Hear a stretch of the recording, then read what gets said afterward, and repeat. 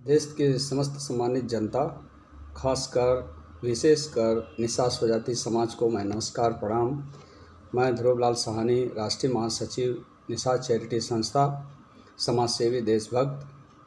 आज मैं एक ऐसे मुद्दे को लेकर आया हूं दोस्तों आपके समक्ष। मैं आज एक कहानी से शुरू करता हूं। एक यूनिवर्सिटी का हॉस्टल होता है, उसमें लगभग 100 बच्चे हॉस्टल में रहते हैं। उनके नाश्ते और खाने को लेकर के कुछ आपसी मतभेद हो जाता है। तो कुछ बच्चे उसमें जो है चाहते हैं कि नाश्ते में अलग अलग चीज़ें जैसे ब्रेड बटर, नूडल्स, चाइनीज़ और ये सब बने। तो वहाँ पर जो है दोस्तों, एक 20 बच्चों ने यूनिटी बना लिया। 20 बच्चों ने यूनिटी बना करके उन्होंने बोला कि खिचड़ी हम खाएंगे, और बाकी 80 बच्चे जो है मतभेद में बने रहे और अपना अपना विचार अपने अपने तरीके से चाहते थे कि ये हो जाए, वो मिले, ये मिले, वो मिले। तो वार्डन ने, हॉस्टल की वार्डन जो होती है, वह जो है डिसाइड करती है कि चलो ये सब ऐसे फैसला होगा नहीं, सब अपनी अपनी मनमानी से ये खाना चाहते हैं, वो खाना चाहते हैं, तो ऐसे कैसे होगा, तो हम वोटिंग करा देते हैं।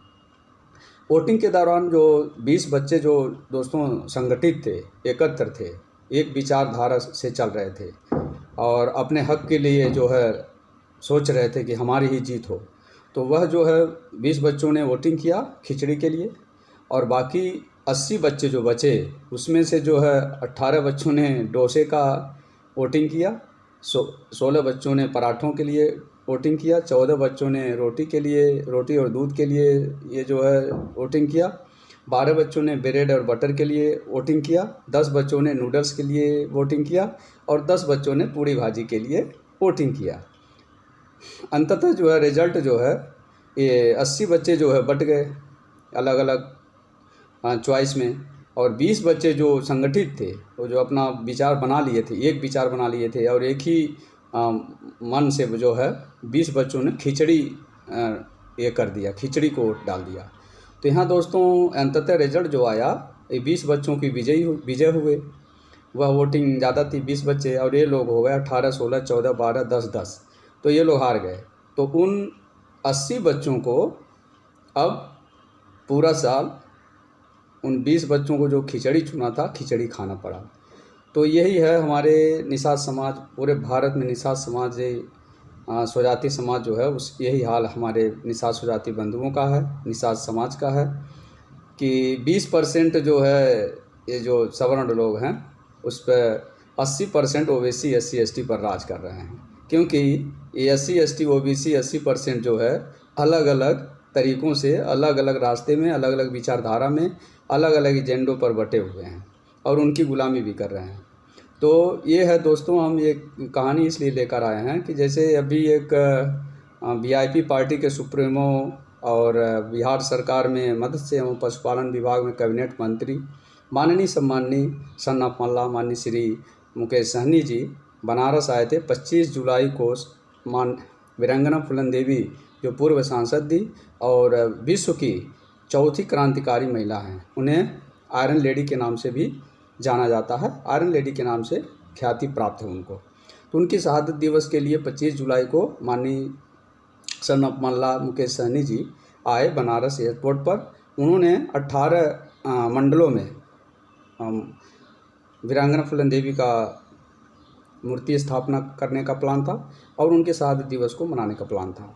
तो यहाँ जो है निषाद समाज जो है हमारा, जो विभिन्न पार्टियों में अच्छे अच्छे पदों पर बैठे हैं, विभिन्न सामाजिक संस्थाओं के राष्ट्रीय अध्यक्ष हैं, सचिव हैं और भी अन्य जो भी लोग हैं, तो इस पर एक व्यक्ति के साथ इस तरह का दुर्व्यवहार और शर्मनाक उत्तर प्रदेश सरकार जो है व्यवहार करती है, और हमारे समाज के लोग जो हैं फूलन देवी के नाम पर राजनीति करते हैं, उनके नाम पर चंदा मांगते हैं, उनके नाम पर वोट मांगते हैं, उनके नाम पर राजनीति कर रहे हैं, उनके नाम पर जो है विभिन्न प्रकार के जो है प्रलोभन दे करके अपना फ़ायदा उठा रहे हैं।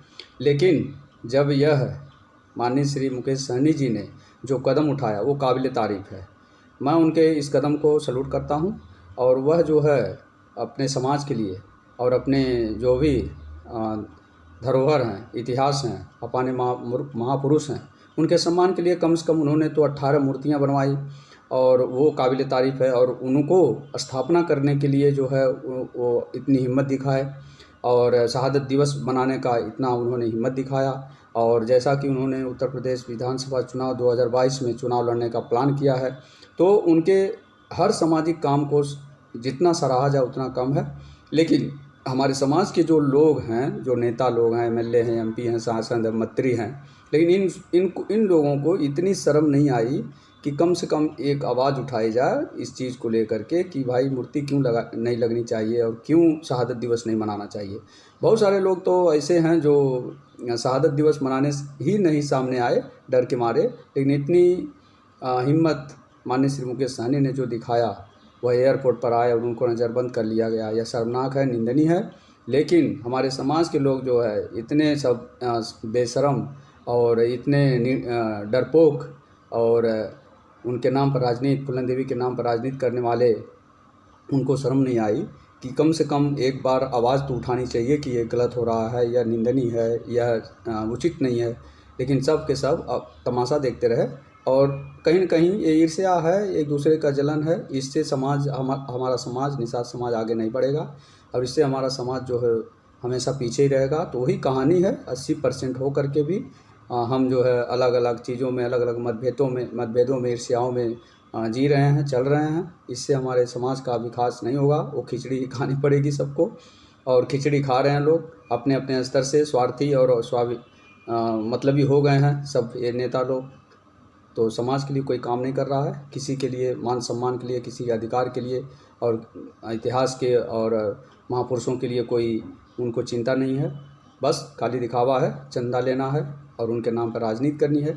तो इस तरह से समाज को, आज के युवा समाज को, निषाद समाज के युवा समाज, निषाद समाज के सभी छात्रों, छात्राओं और युवा युवतियों को मैं अनुरोध करूंगा कि ऐसे नेताओं से दूर रहें जो सिर्फ अपने इतिहास को और अपने महापुरुषों को जो है सिर्फ राजनीति और अपने फ़ायदे के लिए यूज़ करते हैं।